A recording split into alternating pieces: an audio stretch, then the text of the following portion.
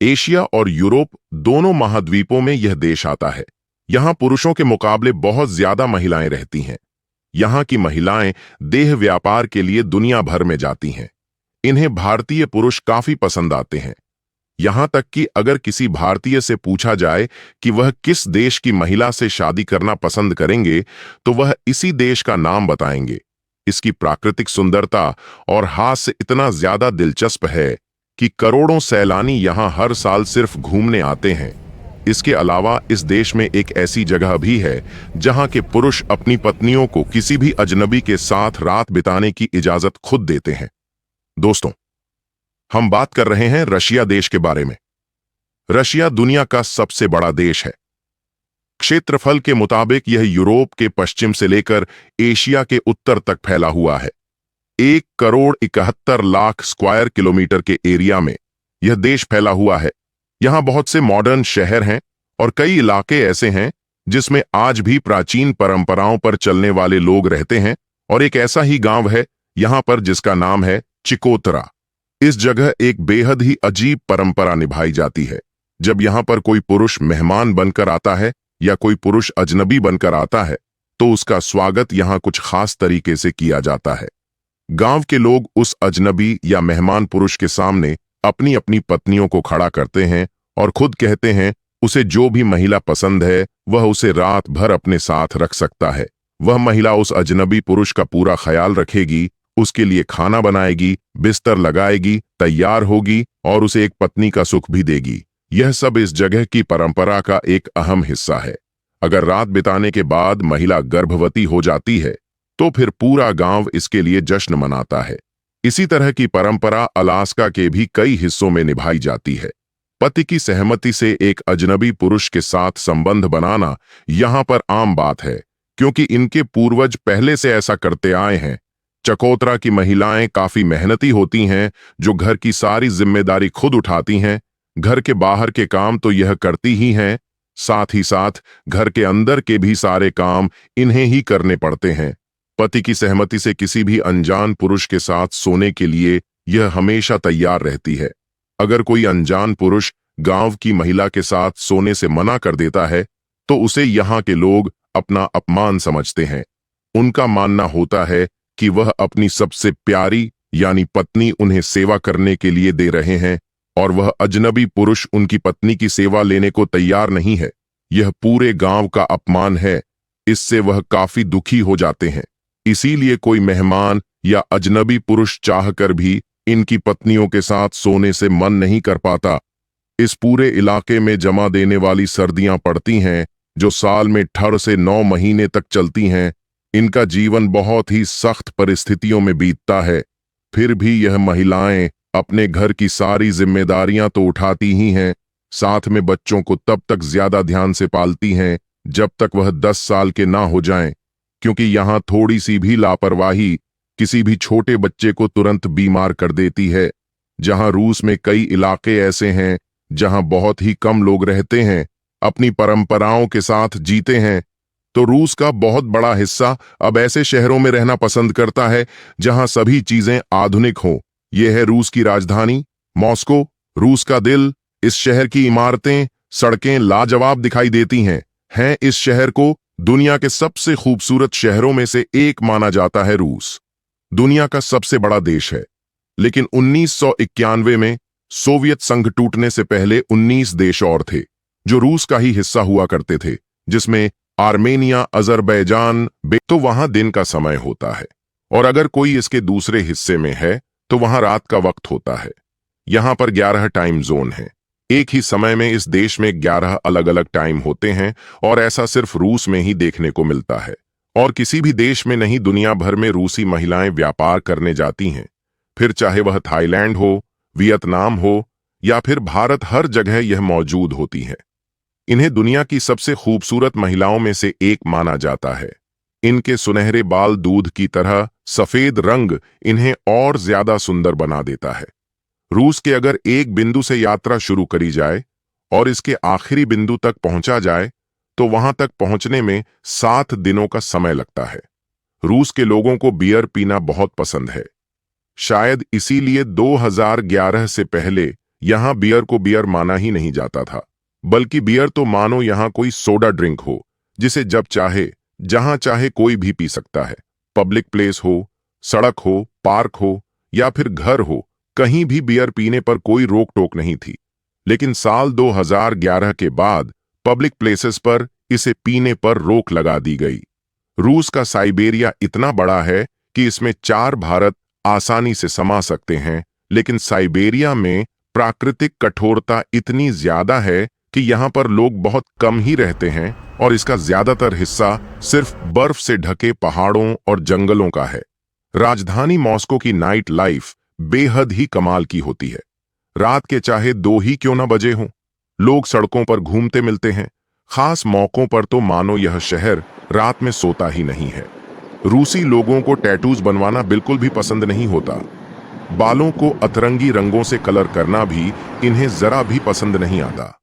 Black dress इनकी पहली पसंद होती है। इसके अलावा रूस की महिलाएं न मोटी मिलती हैं न पतली, मानो भगवान ने इन्हें वरदान दे दिया हो कि यह हमेशा खूबसूरत ही रहेंगी। यह है रूस का सेंट पीटरबर्ग शहर, रूस की शाही राजधानी। यह शहर अपने अंदर पूरे रूस का इतिहास, संस्कृति और कला को समेटे हुए हैं। यहाँ देखने को मिलते हैं बड़े बड़े महल, पुरानी इमारतें, स्टैचू उस और शानदार चर्च जो बताते हैं यह देश पहले से ही कितना खूबसूरत है। यूरोप से, एशिया से, पूरी दुनिया से इस देश को देखने, घूमने और समझने के लिए हर साल 1 करोड़ लोग आते हैं। साल 2023 की एक रिपोर्ट के मुताबिक सिर्फ इंडिया से 6,000 लोग बिजनेस टूरिज्म के लिए रशिया गए थे। इसी बात से अंदाजा लगाया जा सकता है कि भारतीयों को भी रूस कितना ज्यादा पसंद है। इसके अलावा लाखों लोगों का रूस घूमने का एक और कारण है कि इसका बेहद ही सस्ता होना। रूस में जो करेंसी चलती है उसे रूबेल कहा जाता है, जो इंडिया के केवल 90 पैसे के बराबर है। यही वजह है लोग बहुत ही कम पैसों में रूस में एक लंबा समय बिता सकते हैं। यहाँ के लोगों को रूसी बोला जाता है और यह लोग रशियन भाषा बोलते हैं। 14 करोड़ 46 लाख की आबादी में यहाँ पर सबसे बड़ा धर्म ईसाई है, जो कुल आबादी का 71% है, जबकि दूसरा बड़ा धर्म रूस में इस्लाम है, जिसकी हिस्सेदारी 15% से लेकर 18% तक है, जबकि 15 से 20% लोग ऐसे हैं जो किसी भी धर्म में यकीन नहीं रखते। रूस में जो मुस्लिम आबादी है वह खास तौर पर कॉक्स और तारस लसन में रहती है। रूस के लोग बहुत ही शांत स्वभाव और बुद्धिमान माने जाते हैं। जब सोवियत संघ और रूस एक ही थे, तब से अब तक इसने कुल 31 नोबेल प्राइज अपने नाम किए हैं। 1962 में लीव लैंडर ने पीस में नोबेल प्राइज अपने नाम किया था। 1575 में एंड्री सखाव ने फिजिक्स के क्षेत्र में नोबेल प्राइज जीता था और इसके बाद 1987 में जोसेफ ब्रोस्की ने लिटरेचर में यह पुरस्कार हासिल किया था। इतना ही नहीं, रूस ने साल 1987 में पहला सैटेलाइट अंतरिक्ष में भेज दिया था, जो कि स्पुतनिक 1 था, और सिर्फ इसके 4 सालों बाद यानी कि 1961 में रूस स्पेस एजेंसी को सबसे बड़ी कामयाबी मिली थी, जब यूरी गगरी ने पहली बार अंतरिक्ष की यात्रा करी और पृथ्वी का चक्कर भी लगाया। यह पहली बार था जब कोई इंसान अंतरिक्ष में गया था और उसने पृथ्वी के चारों तरफ चक्कर लगाए थे। इस कामयाबी ने रूस की स्पेस एजेंसी को पूरी दुनिया में नाम और शोहरत दिलाई। दोस्तों, रूस में कई इलाके ऐसे हैं जहां असहनीय ठंड होती है। हमारी धरती पर सबसे ठंडी जगह जहां इंसान रहते हैं वो रूस में ही मौजूद है। यह है ओएमयाकन गांव, धरती पर सबसे ठंडी जगह, जहां तापमान -50 डिग्री सेल्सियस से लेकर -88 डिग्री सेल्सियस तक गिर जाता है। इतने कम तापमान में रहना बहुत ही मुश्किल है। ओयमयानकोन का मतलब ही होता है ठंडे पानी की जगह। यहां साल के 10 महीने सिर्फ बर्फ गिरती है। तापमान -50 डिग्री से भी कम रहता है। यह रूस के दूर दराज इलाके में मौजूद है। इतनी ठंड से बचने के लिए यहां के लोगों को लगातार काम करते रहना पड़ता है ताकि उनका शरीर गर्म बना रहे। यहां की सड़कें बर्फ की चादर से ढक जाती हैं। पेड़ अपना रंग बदलकर सफेद कर लेते हैं। घर की छतों पर सिर्फ बर्फ दिखाई देती है, चारों तरफ बर्फ ही बर्फ। और यह माहौल और ज्यादा मुश्किल तब हो जाता है जब यहां हवाएं बहुत तेज चलती हैं, जो बेहद ठंडी और बर्फीली होती हैं। गांव के लोग केवल मांस खाते हैं, खास तौर पर मछलियों का और दूसरे जानवरों का, क्योंकि आसपास खेती करने लायक कोई जमीन नहीं है। गांव के लोगों को खास तरह के गर्म कपड़े हमेशा ही पहनकर रहने पड़ते हैं। नाक, कान, सिर सब कुछ ढकना पड़ता है ताकि वह ठंड से बच सकें। फिर भी बाहर निकलते ही आंखों की पलकों पर बर्फ जमने लगती है। घरों को गर्म रखने के लिए हमेशा लकड़ी और कोयला जलाया जाता है। घरों में बड़े कमरों की बजाय छोटे कमरे बनाए जाते हैं ताकि उन्हें जल्दी से गर्म किया जा सके। घर की सभी खिड़कियां और दरवाजे अच्छी तरह से बंद करने पड़ते हैं ताकि बर्फ और ठंडी हवा अंदर ना आ सके। गर्म पानी की पाइपलाइन पूरे घर में लगाई जाती है, जिससे घर को गर्म रखने में मदद मिलती है। बच्चों के स्कूल का समय बदलता रहता है। मौसम के मुताबिक कभी स्कूल सुबह होता है तो कभी दोपहर में। गांव की सड़कों से बर्फ हटाने का काम लगातार जारी रहता है। यहां जीवन जीना बेहद ही मुश्किल है। अब अगर इस गांव से बाहर निकले तो पूरा रशिया ही खूबसूरत है, लेकिन राजधानी मॉस्को की बात ही अलग है। ये जो आप देख रहे हैं यह है गम मॉल, जो बहुत ही ज्यादा बड़ा है। अगर इसे कोई एक्सप्लोर करने की सोचे तो उसे कम से कम 3 दिन लग जाएंगे इस पूरे गम मॉल को घूमने में। इसके अलावा यहाँ का रेड स्क्वायर एक मेन टूरिस्ट स्पॉट है और लोकल रशियन लोग भी यहाँ पर बड़ी संख्या में मौजूद रहते हैं। यहाँ लोग वीडियो शूट करते हैं, घूमते हैं। इस पूरे इलाके में लाइटें लगी हैं और जब यह लाइटें जलती हैं तो मानो माहौल पूरी तरह से बदल जाता है और लगता है जैसे कि यहाँ कोई पार्टी ही चल रही है। इस जगह पर रू अपनी मिलिट्री परेड भी करता है। यह है मॉस्को की सबसे प्रसिद्ध इमारत। इसका नाम है सेंट बेसिल कैथेड्रल। यह एक चर्च है। इसे 450 साल पहले यानी 1585 से 1561 के बीच इवान द टेरिबल ने बनवाया था। रूस में सेंट बेसिल नाम के एक बड़े पादरी हुए थे, उन्हीं की याद में इसे बनवाया गया है। इसकी खास बात है कि इसमें कोई भी सीधी रेखा नहीं है। इसके सभी गुंबद अलग अलग आकार और रंगों के हैं, जो इसे और ज्यादा सुंदर बना देते हैं।